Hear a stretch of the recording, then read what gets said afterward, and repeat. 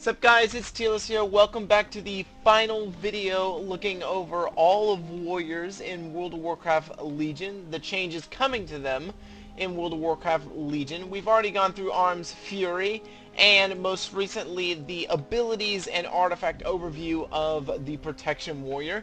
This video will be going over the talents and the PvE and PvP talents that are specific to a Protection Warrior in World of Warcraft Legion. So, with that being said, let's go ahead and take a look. Let's dive straight into the talent tree and take a look at what we have available.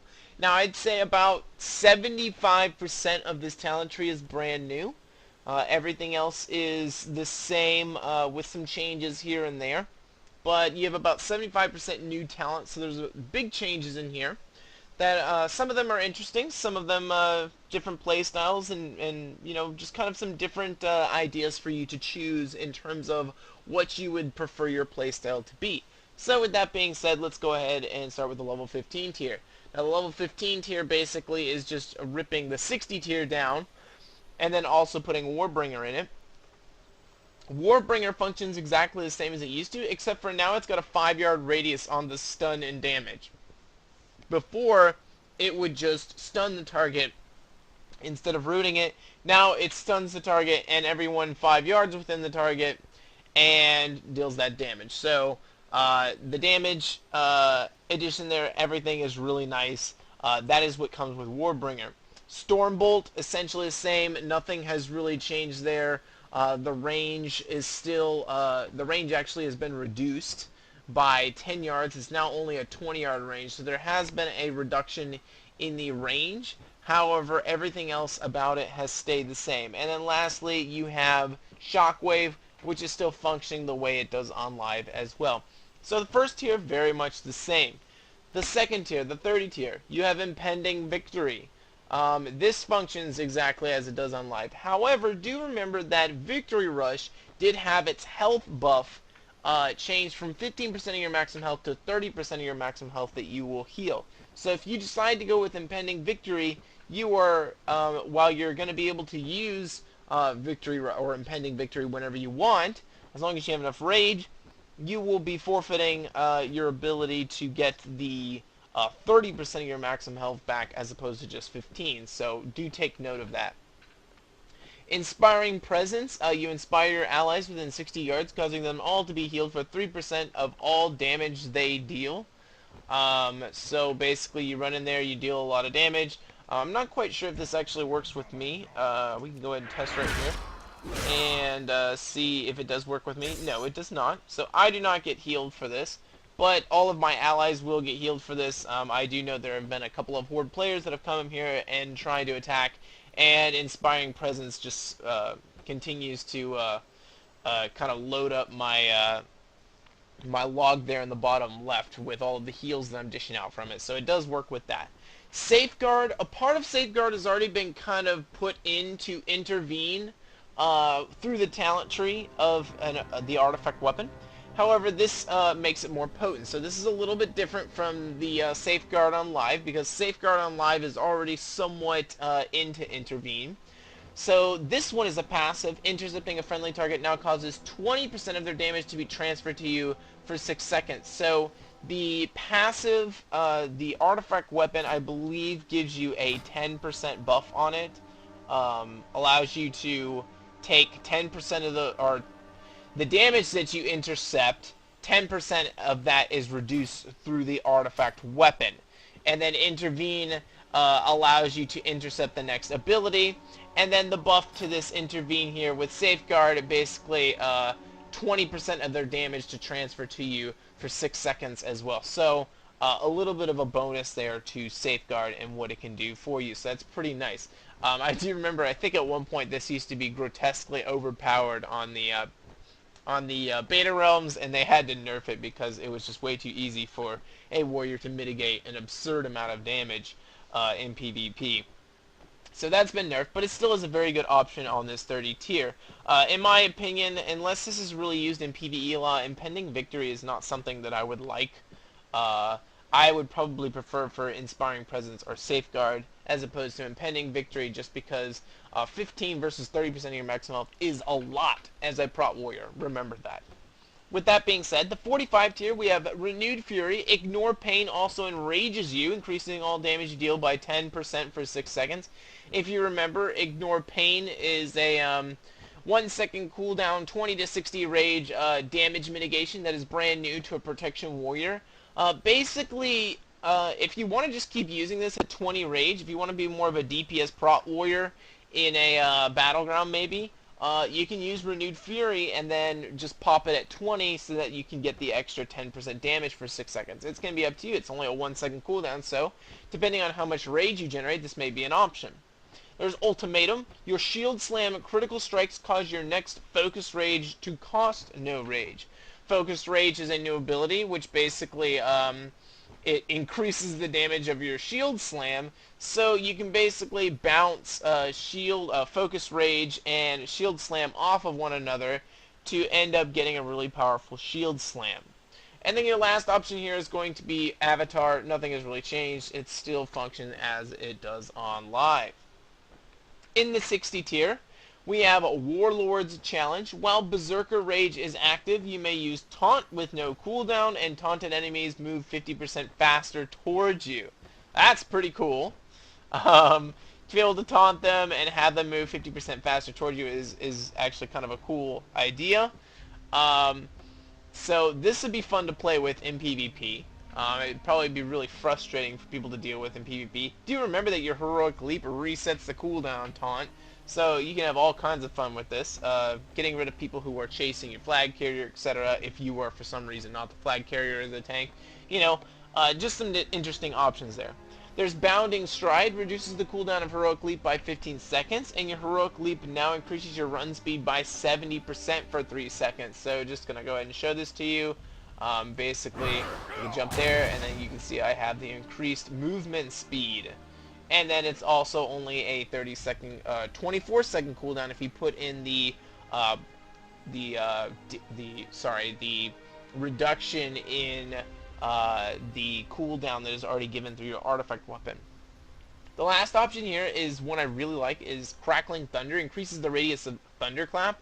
You no longer have Hamstring, so this is your main slow, and it's on a 5.61 second cooldown, so having a 16-yard radius on this is pretty good. As you can see, I hit that guy, this greater sparring partner over here on the right-hand side, and as I can hit it right here, I will hit both of these sparring partners right there with Thunderclap. So having a 16-yard radius will be helpful.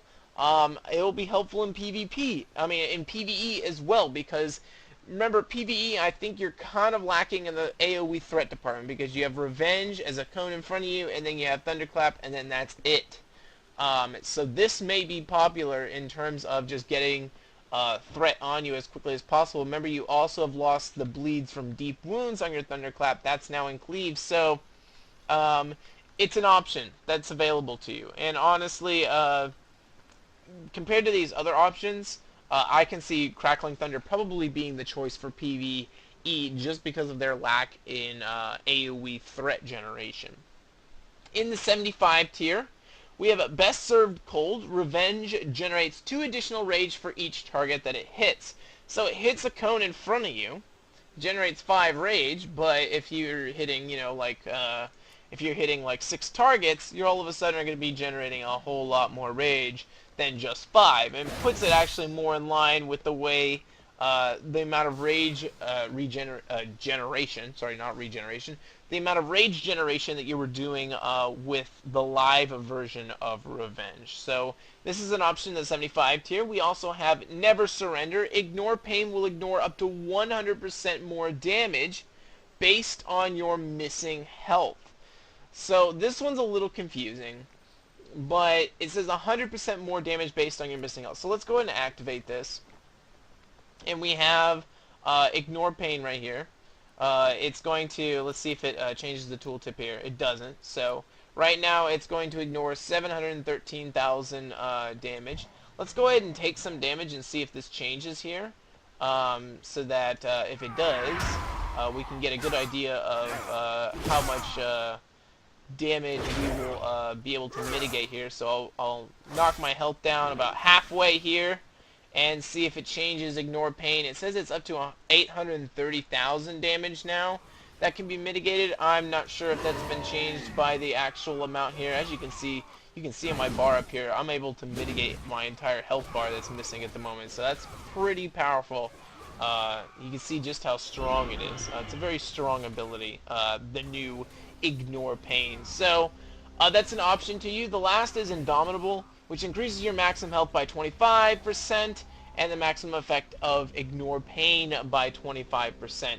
So in the last video, I talked about bears being, you know, the health, kind of the beasts of health, like having a massive health pool. I didn't realize that I had Indomitable on, and I was kind of surprised to see their health pool very close to what bear tanks are.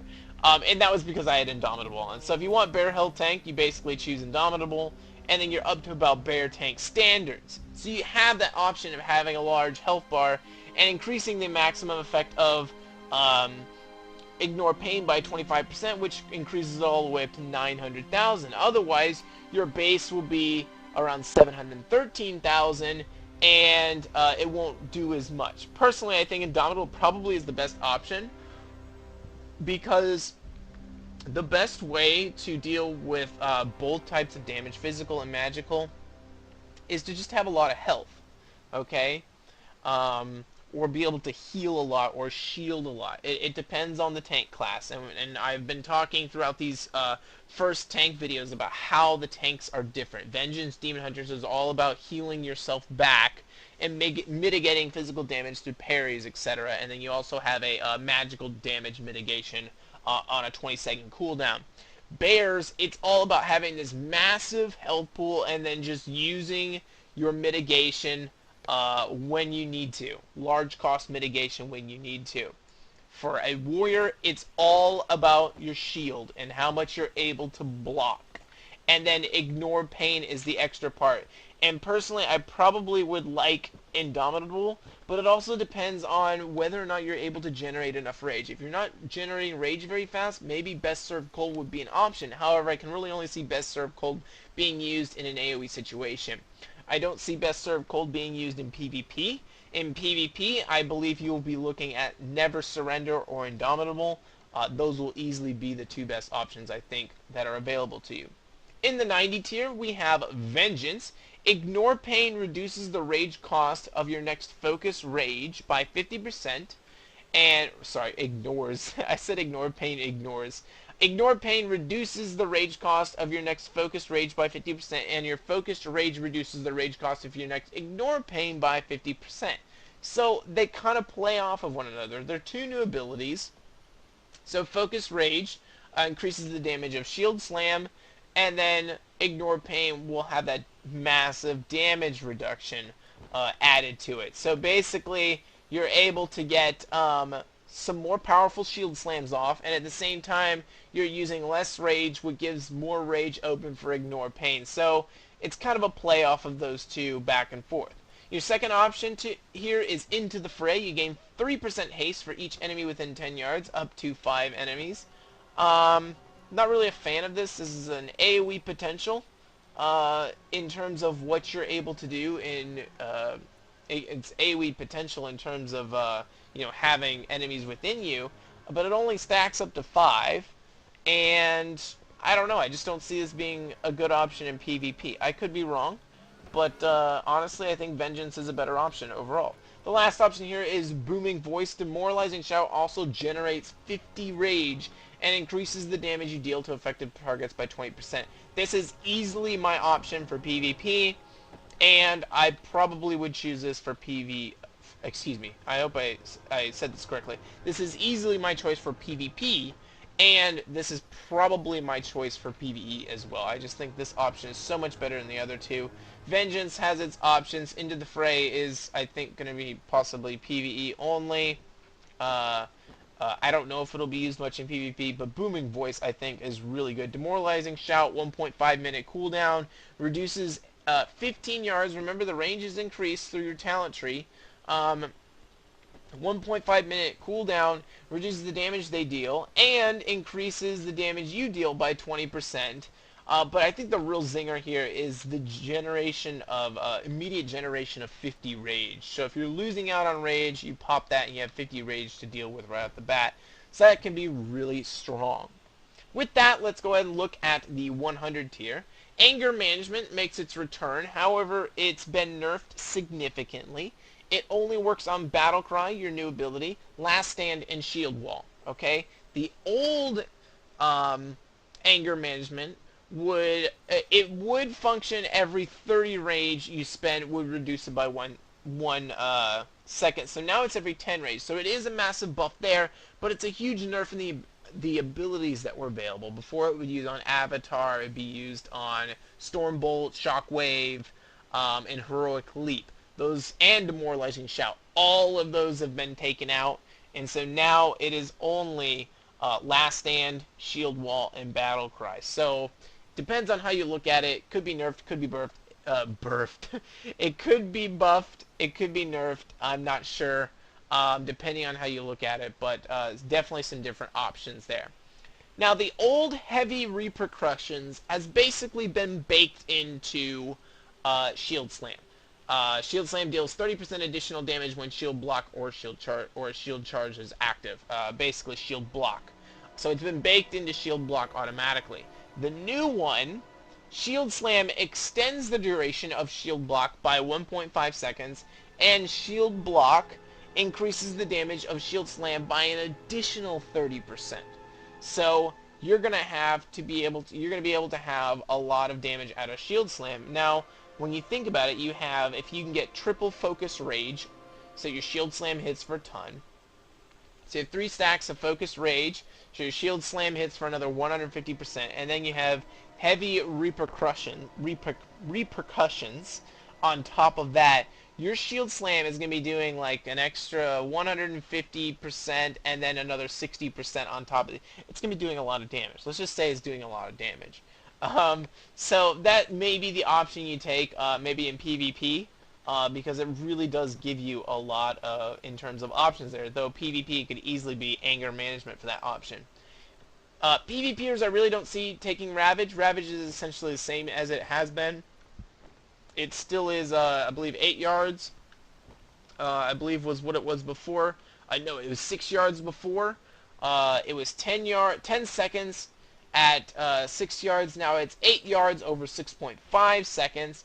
Increases your parry chance by 30% for the same amount of time as it did before. So this is something that I definitely see better in PvP than I do, in PvE than I do in PvP, because in PvP things are mobile and basically, you know, you can toss this out and it just won't be as good anymore. Ravager is here right now. In other specs it actually replaces Bladestorm, but for right now it's missing.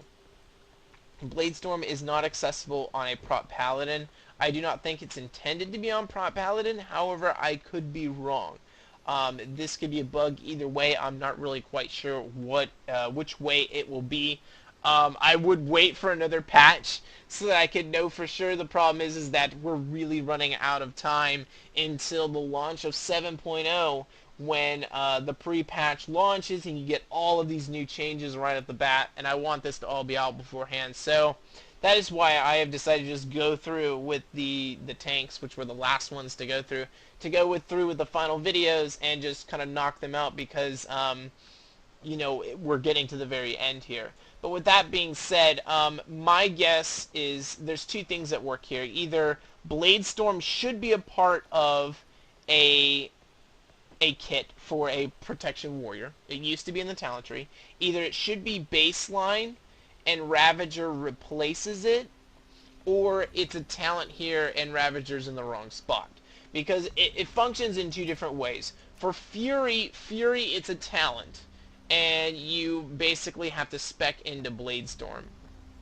For Arms, and I'll show you right here, you actually get to see just how easy it is to change specializations and everything in this game. It's pretty amazing. So you see for Fury here, as I open this up, Bladestorm is actually a talent that you have to select, okay? But for Arms, it's a little bit different, okay? Arms, Blade Storm is baseline, and then they have Ravager as a talent that you can take, and it replaces Blade Storm. So there are a couple of things that work here. As I said, it could be that Ravager is supposed to be there, but it's not supposed to replace Blade Storm. And so Ravager, for some reason, they haven't put in the new version in which it does not replace Blade Storm. It's just its own ability as it was originally. Or Blade Storm is supposed to be baseline for Protection Warriors like it is for Arms Warriors, and Ravager is supposed to replace it. My best guess is that this is actually supposed to be its own ability that you acquire, and that Blade Storm is not baseline for Protection Warriors, and it will not replace, Ravager will not replace it, and I do not believe that this is actually supposed to be Blade Storm in the talent tree instead of Ravager. I really do think this is Ravager, because this actually does give, as it has on live, it actually gives some defensive qualities to it, and so that's why I think this is here. It's just there's a bug at the moment in which it has not reverted back to the changes that were most recently made, in which Blade Storm became a baseline ability for Arms and a talent for Fury, and then Ravager being in there kind of mixes things up because it actually replaces Blade Storm in Arms. So my best prediction for you guys, look out for changes in Beta Realms, is that Ravager is just supposed to be an ability that you can get. You will not get Blade Storm at all as a Protection Paladin, and it will not be in the talent tree. So, with that, that's everything for the PvE talents for a Protection Warrior. I'm not going to say it's kind of one of the letdowns in terms of talent trees. Some talent trees I go through, I'm like, man, this is so cool, there's so many options here. For a warrior, a lot of it centers around basically ignore pain. A lot of it centers around ignore pain. Your basic abilities all centered around your shield slam, your ability to protect, shield block, and even some of these talents do center around that as well. Your selections in this talent tree basically are dealing with shield block, shield slam, and ignore pain. That is going to be your damage mitigation as a warrior. That's what you're built around. As I mentioned at the very beginning of the first video here with Protection Warriors, you are all about your shield as a warrior. Everything is built around this really cool looking artifact weapon that they have for a Protection Warrior in World of Warcraft Legion. So that is what they're going to see. And as I said in the first video, I really do feel as though they're trying to kind of put warriors in certain tanks in certain places. This tank will be better at AoE threat. This tank will be better at single threat. This tank will be better at physical damage. This tank will be better at magical damage. There will be tanks that are kind of good at everything. That'll be, I think, so far from what I've seen, a Guardian Druid.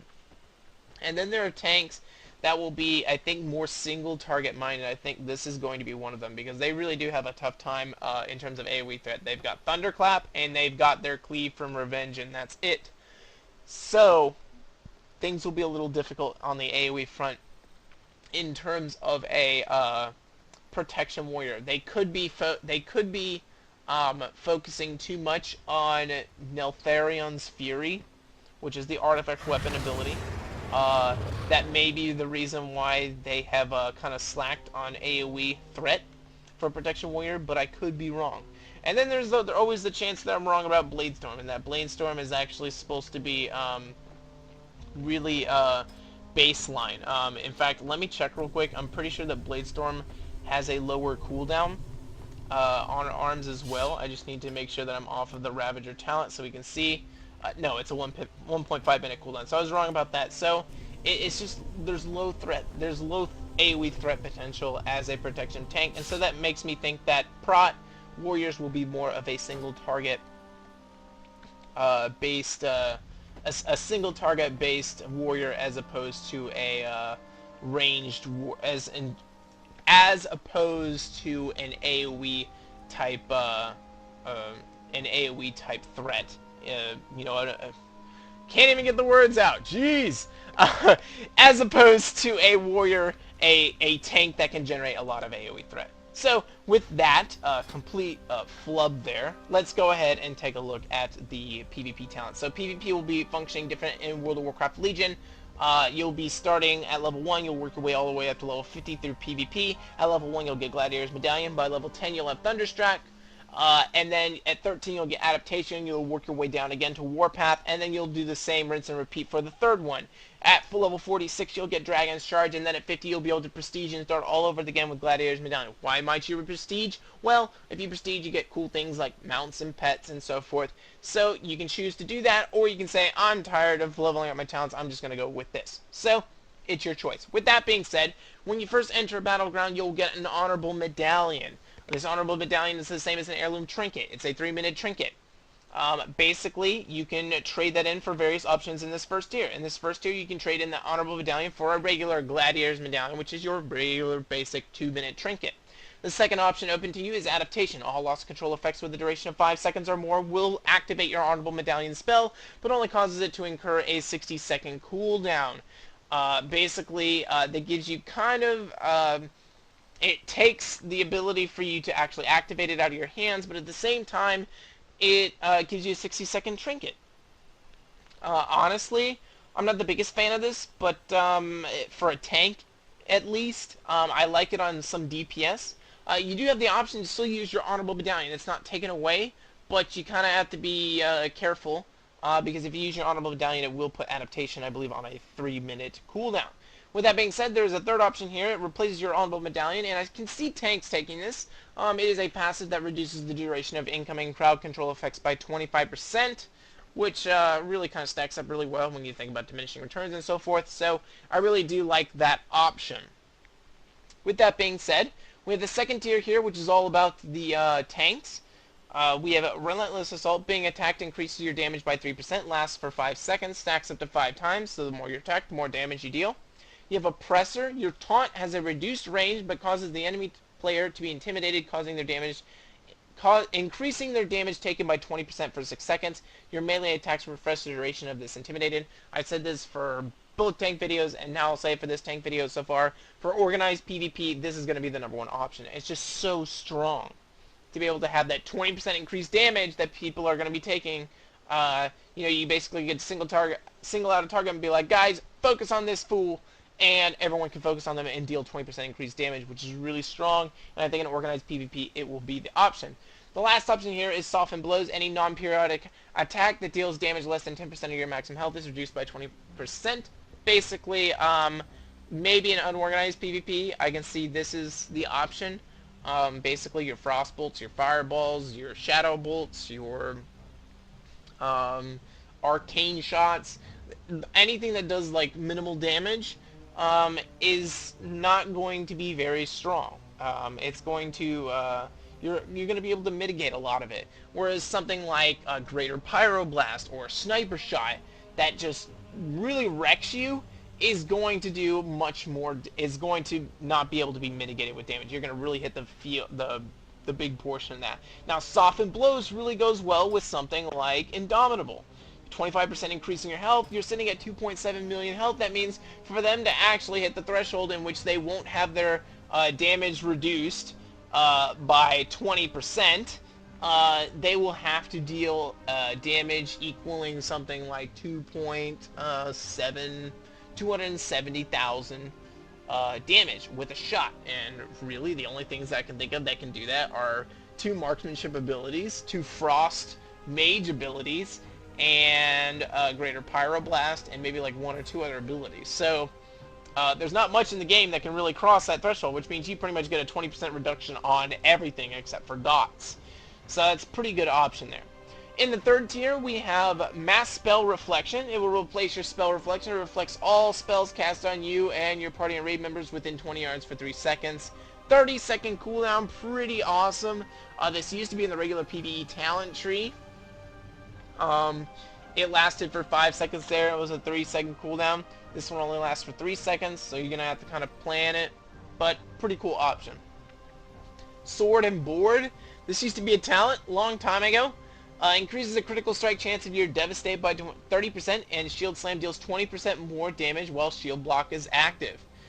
Sword and board. We'll just start thinking about this here. Sword and board plus heavy repercussions,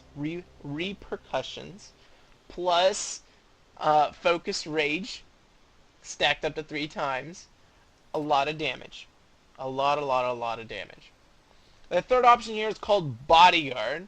Okay, instant.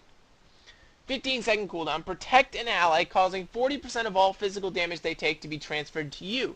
When the target takes physical damage, your revenge cooldown has a 30% chance to be reset.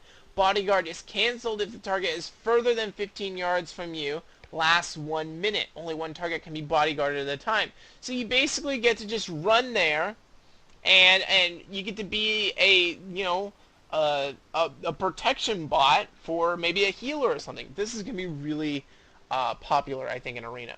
I think Arena players are going to use this in 2s and 3s. Easily, this will be the option. The warrior will just be sticking to you real closely, and it's going to be hard to take down the warrior or the healer because, yeah, you can switch to a different target, but at the same time, you have to deal with the tank that's got a lot of health. So that's pretty good option there for you to have. I'm not sure how they're queued. I think there's a limit to how many tanks can be in a battleground. I was just thinking here. I know there's a limit. They limited tanks in some way in battleground, in arenas, and I do believe the limit is in fact that you cannot queue more than 2 tanks in a battleground. So you cannot have 2 prot warriors. In battlegrounds, in an arena, you cannot queue more than 2 tanks in an arena. I believe that is a new limit that's being implemented. I just thought of that. So it will not affect this, so you still be able to use this in arenas and so forth, so it should be pretty powerful. In the 4th tier, we have a Rage Machine. Non-periodic attacks against you generate 5 rage. This is awesome. Just going to give you a lot of rage over time. There's Tenderizer. Auto attacks against targets above 80% health. Generate 5 range. I don't really like this one as much because as a prot warrior, I don't really want to go in for the guy at 100% health. I want to go after the guy who's got lower health and try and CC him and mess him up as much as possible. So I don't see much use out of this. And then the other option is Rage Gain from Intercept increased by 15. So it'll extend it to the way it is on live with charge, which is a full 35. So this may be the option that you may want to take. I personally would probably like this, considering that you get an intercept. Basically, you have a 7.5 second cooldown on intercept. That's pretty awesome. In the 5th tier, we have a Leave No Man Behind. Using intercept on allies reduces all damage they receive by 90% for 2 seconds. This is so strong, and this is actually what I was thinking of when I was talking about Safeguard and having a kind of broken PvP talent. I thought they had taken this out of the game, but I guess not.